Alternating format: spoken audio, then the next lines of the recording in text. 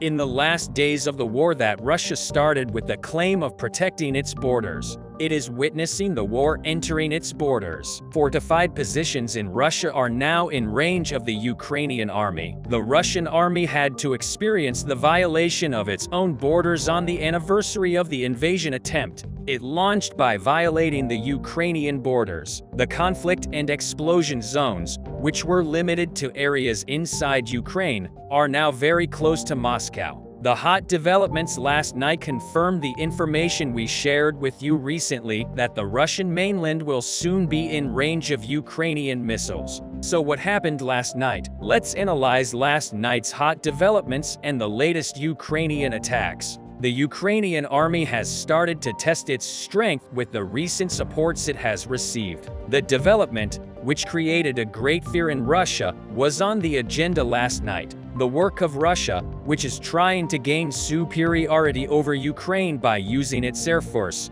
is getting more and more difficult because now Russian planes can be destroyed even on the Russian mainland. The March 1st attack shows how much Ukraine has improved its weapon capacity and range after a long period of resistance against Russia. Ukrainian army is gradually moving from a defensive position to an offensive one. Of course, Ukraine, like Russia, does not have dreams and goals of expanding its borders and bringing freedom to the Russian people. The only goal of the Ukrainian army is to ensure that not a single invader remains within Ukrainian borders. The Yeysk air jet base located in Yeysk, Russia, is the main base for Su-34 fighter bombers participating in Russia's Mariupol operations. The night of March 1st was a turning point for these Mariupol attack aircraft. Ukrainian army kamikaze drones attacked the Yeysk air jet base 150 kilometers inland on the Russian side of the Ukrainian-Russian border.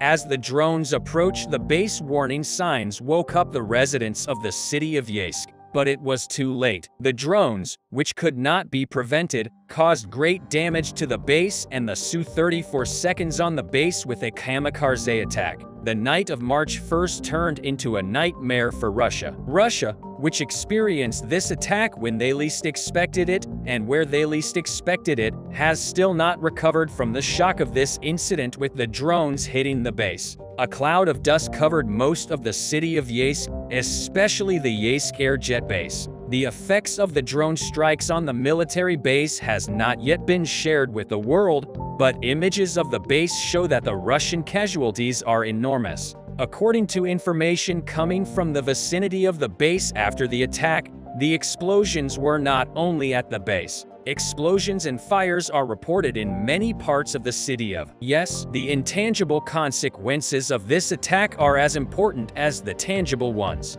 With this operation, Ukraine has shown that it can hit Russian targets not only within Ukraine's borders, but also within Russia's borders. Therefore, it has given Russia great intimidation. Russia is not safe within its own borders as long as the occupation continues. On the other hand, the Ukrainian army is inflicting heavy losses on the Russian army in other regions where the war is intense. Strategic targets, armored units, and Russian fortifications are being destroyed by the Ukrainian army. Let's look at the details of the attacks carried out by the Ukrainian army in recent days. The Ukrainian army is trying to break the Russian firepower by conducting operations against Russian armored vehicles. The 103rd Brigade of the Territorial Defense Forces of the Armed Forces of Ukraine destroyed an ammunition depot belonging to the Russian army. There were big explosions in the area where the ammunition dumps were located. The images of the attacks carried out by the unmanned aerial vehicle were shared with the world by the Ukrainian armed forces. Diagnostic has turned into a graveyard of Russian armored vehicles. Many Russian armored vehicles and tanks have been destroyed by Ukrainian operations in the region and are still being destroyed. Ukraine's 72nd Brigade is a unit that will remain in the memory and go down in history even after the war is over. Most of the operations against Russia in Donetsk were carried out by the 72nd Brigade of Ukraine. Ukraine's 72nd Brigade has been a nightmare for the Russian armored units this week. A Russian T-72B3 tank was destroyed by an anti-tank mine, and a BMP-2 infantry fighting vehicle was destroyed by an ATM near Volodar. The success of Ukraine's 72nd Brigade is not limited to these two vehicles. The brigade also uses unmanned aerial vehicles effectively in its operations. In the last drone operation organized by the brigade, the Russian T-72B tank was destroyed, while the T-72B tank that came to the rescue was heavily damaged. When talking about successful Ukrainian operations in Donetsk, it would be unfair to mention only the 72nd Brigade. All units of the Ukrainian army are working extraordinarily hard to end the occupation as soon as possible. The 79th Air Assault Brigade is one of these units. There is no passage for Russian armored units trying to advance into Ukraine because the Ukrainian army has built a steel wall against the Russian army with its ground and air forces. Ukraine's 79th Airborne Assault Brigade destroyed modernized Russian BMP-2 and BMP-3 infantry fighting vehicles in attacks this week. BMP infantry fighting vehicles are now training targets for the Ukrainian army. But most of the BMPs that enter Ukraine never come back out. While destroying Russian military targets, the Ukrainian army is trying to inflict the greatest possible damage on Russia with the smallest moves. Russia, which is on the brink of economic collapse, cannot easily replace its very expensive equipment. Therefore, it is likely that antique equipment from the Soviet Union will enter the Russia's weapon inventory. The Russian army's situation is worsening as it faces a Ukrainian army that has state-of-the-art weapons and uses them efficiently. The losses of the Russian army due to operations organized by the Ukrainian army is increasing, according to the latest updates. Since the beginning of the invasion, the Russian army has lost about 150,000 military personnel, 3,395 tanks, 6,638 armored infantry fighting vehicles, 2,393 artillery systems, 479 MLRS-247 anti-aircraft systems, 300 aircraft, 2055 drones, 5,257 tankers and supply vehicles, and 288 helicopters. With the Ukrainian army's operation against the air jet base in the days when Russia's losses were increasing, panic in Russia reached its highest level. The possibility that the vehicles, which have already been discarded and sent to Ukraine, will now be destroyed within Russian borders poses a dangerous situation for Russia as long as the occupation continues. The situation seems to increase Russia's losses even more, ensure that a prolonged occupation will end with a defeat on Russian soil. Alexander Lukashenko, the president of Belarus, who is said to have held talks with senior US officials, has stunned the whole world with his move. This move of Lukashenko, who did not allow the Russian army to enter Ukraine from Belarusian territory, drove Russian leader Vladimir Putin crazy. Putin called an emergency meeting at the Kremlin Palace and held a private meeting with Valery Gerasimov, the chief of the Russian General Staff. Putin, who wanted to expand the territories he occupied in Ukraine, wanted to launch a major ground offensive over the border with Belarus. Putin was aware that he will quickly occupy the capital, Kiev, if he enters Ukrainian territory through the Belarusian border, has started troop shipments to Belarus. This plan of the Russian army, which planned to move towards Kiev with a large army, was presented in a very interesting way. The unexpected move of Belarusian President Lukashenko drove Russian leader Vladimir Putin crazy. Here are the details of the news. US intelligence service officials recently informed Ukrainian government officials that there was a great deal of activity on Belarus's border with Ukraine and that the Russian army could launch a new attack on Ukrainian territory through Belarus. Shortly after this warning, it was learned that the Russian government started to organize a large military deployment to the Belarusian border with the order of Russian Chief of General Staff Valery Gerasimov to S-400 air defense systems. A large number of tanks and armored vehicles started to be shipped to the Belarusian border territory. Then the images of the shipment, which was carried out by train, were video recorded by the people of the region and shared on social media platforms. The eyes of the whole world turned to Putin again. Russian leader Putin has started to increase security measures on the Belarusian border by making 3 different military shipments to the Belarusian border in the last week.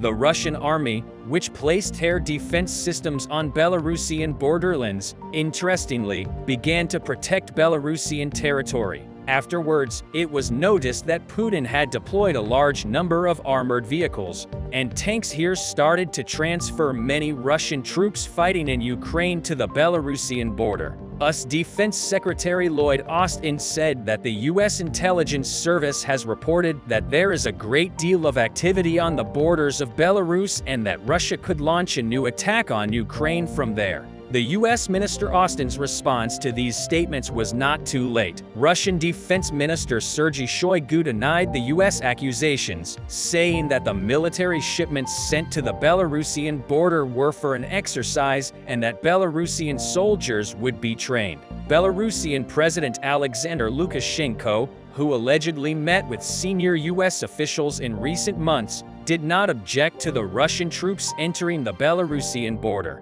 In response to Ukrainian leader Volodymyr Zelensky, who decided to increase security measures on the border with Belarus, started to deploy nearly 10,000 Ukrainian troops to the Belarusian border to take precautions against a new Russian attack. Zelensky has asked for support from its Western allies, saying that the Ukrainian army needs more tanks and long-range missiles. While the whole world was waiting for the Russian army to launch a new attack on Ukrainian territory through Belarusian borders. But the Russian leader Lukashenko surprised everyone by closing the border gates to Russian troops. With a sudden change of decision, Lukashenko activated the Belarusian border guards and started to take a major security measure at the Belarusian border gates. Thousands of Belarusian soldiers are trying to ensure border security in order to prevent the Russian army from crossing Ukrainian territory. However,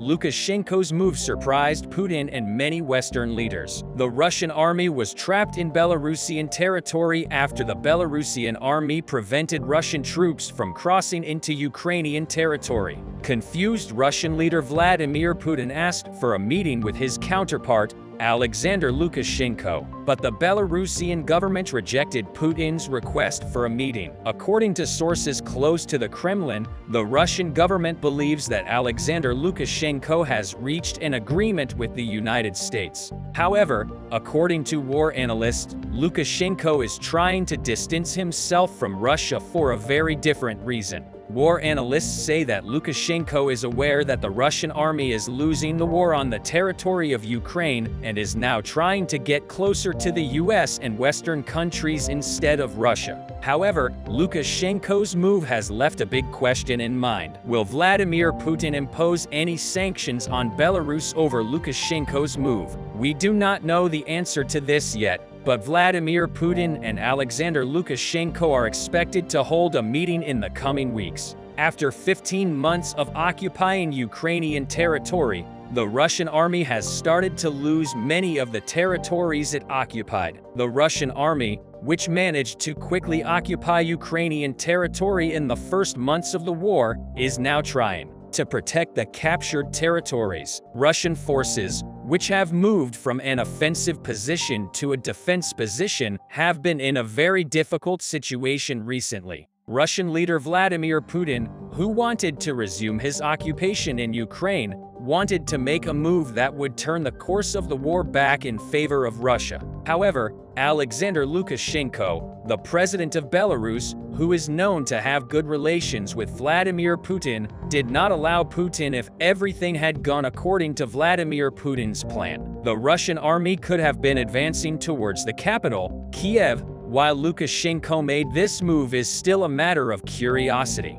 While this tension between Russia and Belarus continues, Russian leader Vladimir Putin has been betrayed one after another. The number of Iranian-made unmanned warplanes used by the Russian army to launch air strikes on Ukrainian territory has been greatly reduced. Putin, who has built unmanned fighter jets from Iran again in recent months, now wants to send these unmanned fighter jets back to Iran because they broke in unmanned combat drones that Iran, known as Russia's allies, sold to Russia, turned out to be unusable. The Iranian government refuses to take back these broken unmanned combat drones sold to Russia. But did Iran really sell unmanned fighter jets to Russia that are not yet ready? Russia claims that they cannot use the unmanned fighter jets purchased from Iran due to systemic failures. Putin, who is known to have secretly purchased unmanned fighter jets from Iran after Turkey's announcement that it would not sell unmanned fighter jets to Russia, is in trouble. US officials have repeatedly stated that the Iranian government wants a C-35 fighter jets from Russia in exchange for these unmanned fighter jets. Immediately after this agreement between Russia and Iran, the Iranian government shipped the unmanned fighter jets to Russia, and the Russian military conducted the first tests a few days after this agreement was reached, and the first tests were carried out. It was discovered that these unmanned fighter jets purchased from Iran were missing parts and therefore could not take off. This note indicated that in the first trials conducted by the Russian military, the Iranian unmanned combat drones had systemic errors and were not fully efficient. However, it was later understood that these unmanned fighter jets were completely broken. It is also reported that the Russian government is not at all satisfied with the unmanned fighter jets from Iran. This issue has come up many times before, but the source of this information remains a mystery. It is still a matter of curiosity whether Iran, which has been supporting the Russian army since the beginning of the war, is doing this deliberately. Even though the US administration has warned Iran against providing military equipment to Russia, the Iranian government continues to send covert support to Russia. Israeli intelligence service officials say that cargo planes belonging to the Russian Defense Ministry arrived from Russia to Iranian borders and that they detected that these cargo planes were carrying military equipment and unmanned fighter jets belonging to the Iranian army. It seems that the Russian military will continue to commit war crimes with these unmanned warplanes on Ukrainian territory. The US administration may warn Iran again in the near future. Russia's invasion of Ukraine has literally caused a major crisis in the world. The growing Russian threat in Eastern Europe has caused serious changes in the diplomatic and political balances in the Middle East. It's no longer a dream to see Israel's legendary air defense systems in Ukraine. Shipments confirmed and departing for Ukraine, France. Let's examine the details of Israel's shipments to Ukraine with striking development. The interests of Israel in Ukraine were share concerns about Moscow. Tehran military cooperation are now converging. Israel's cautious stance on the Ukrainian war, including avoiding direct criticism of Moscow and failing to provide security assistance to Kiev, seemed to be changing long after the Russian invasion. Although Israel has declared that it will not cross certain red lines on the supply of weapons to Kiev, it has started to step up both humanitarian and diplomatic aid efforts in recent weeks while adhering to the position formulated under the former government of Naftali Bennett and Yair Lapid, which refused to offer Ukraine any anti-missile defense systems. Benjamin Netanyahu's administration increasingly assisted Ukraine with intelligence, particularly Iranian-made drones used by the Russians. Signs of these changes became clearer during the visit of Israeli Foreign Minister Eli Cohen to Kiev. Cohen became the highest-ranking Israeli official to ever visit the Ukrainian capital. The heads of the Israeli-Ukrainian parliamentary group Knesset members Yuli Edelstein and Zeev Ilkin also went to Kiev to meet with Ukrainian lawmakers and other senior officials. In the 1970s and late 80s, Edelstein and Ilkin fought for human rights under the Soviet regime. Ilkin was born and raised in Ukraine. As Israeli parliamentarians, they both expressed their support for Ukraine against Russia. During their meeting with Ukrainian President Volodymyr Zelensky, Edelstein and Ilkin urged the Netanyahu government to take a clearer and stronger position against Russia and Iran, deviating from Israel's cautious stance. Israel's careful stance on all issues related to Russia was nothing new. For several years,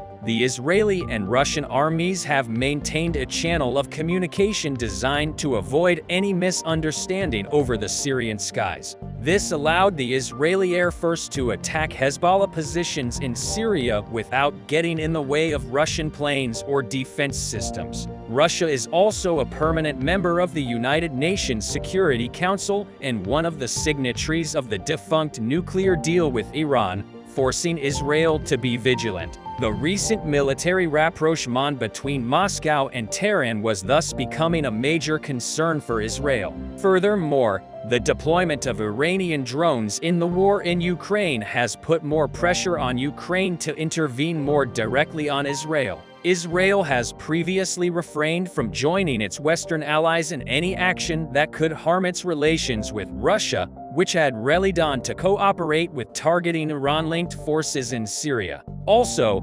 Israel had previously refused Kiev's request to provide an Iron Dome missile defense system and had given up on joining the United States and other Western countries to impose sanctions on Russia. But Israel decided to support Ukraine much more in this war against Russia's dangerous political and military moves. Recently, Israel approved the sale of systems capable of hitting UAVs at a distance of about 40 kilometers from Ukraine. According to Israeli and Ukrainian officials, the export licenses were approved by Defense Minister Yoav Gallant and Foreign Minister Eli Cohen at a critical time when Israel was reviewing its conflict policy at Netanyahu's behest. Israel has approved the export licenses of anti-drone technology to Ukraine for the first time since the start of the war, according to a new report. This was a diplomatic first since the beginning of the Ukraine war. It also seemed like a break in Israel's long-standing neutrality in the conflict, in which it avoided provoking both sides excessively. On the other hand, the Israeli government reported that although it has approved the sale of advanced systems designed to combat drones to Ukraine, the deal has not yet been formally realized. Israel would not enter into any formal agreement with Ukraine on the supply of these air defense systems in order to avoid a possible straining of relations with Russia, according to the Israeli army. Since the Geran 1 and Geran 2 drones used by the Russian army have similar parameters, the actual deliveries of these weapons to Ukraine were, as we mentioned, more to test the readiness of these systems to combat Iranian drones. In other words, Israeli officials informed Axios that the decision was not a policy change, as the system is defensive and uses non-lethal methods. A Ukrainian Ministry of Defense delegation recently visited Israel to see a demonstration of this system. The signal of the situation was actually given by the declaration of Ukraine's interest in the systems for a long time. On the other hand,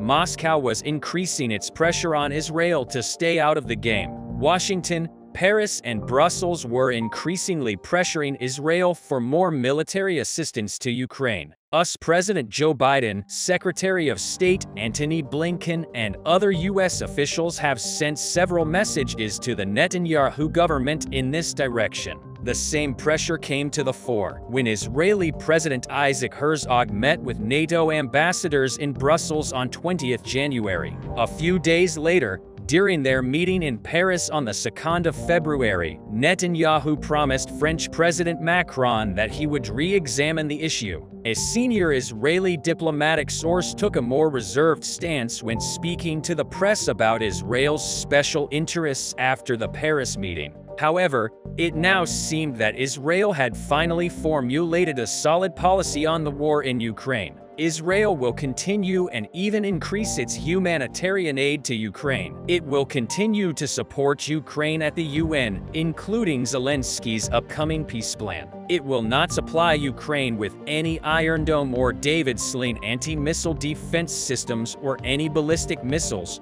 but will supply a civilian alarm warning system against missiles. In addition, Israel will continue and increase its intelligence cooperation with Kiev. This last element of Israel's now coherent strategy is particularly important. The news that Iran is helping Russia with its drones has shaken many in Jerusalem and forced the Israeli leadership to reconsider their position since the beginning of the war. Moreover, Israel has described these recent developments as a diplomatic opportunity to bring Ukraine and its NATO allies closer to Israel's ongoing offensive against Iran. Much has been written about Cohen's visit to Kiev, which was met with mixed feelings. Cohen arrived in the Ukrainian capital with gifts, but it wasn't as numerous and significant as his hosts had hoped. Cohen pledged to land the total of $200 million to an Israeli company that would participate in the construction of a new hospital,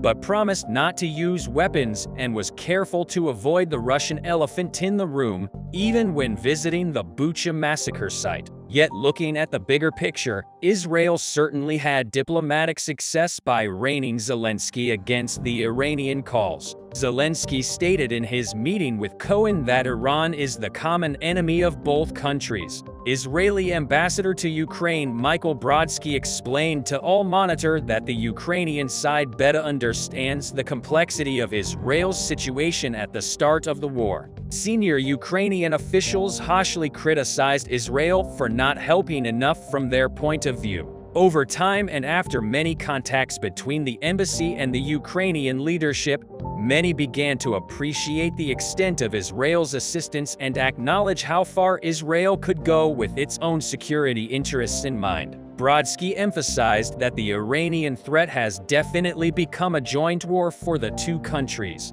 In short, the Netanyahu government solution to conflicting pressures could be found in a more open line of support to Ukraine and the West, giving Ukraine security assistance in small-scale non-lethal weapons or providing security assistance against Russia through a Western third party. Ukraine, on the other hand, is now preparing for the post-war era where Israel's know-how converges. Israel's moral commitment to helping Ukraine is greatly appreciated. We hope that the relations between the two countries will become much closer over time and Ukraine will be able to get rid of this Russian occupation in a short time with the military support of Israel.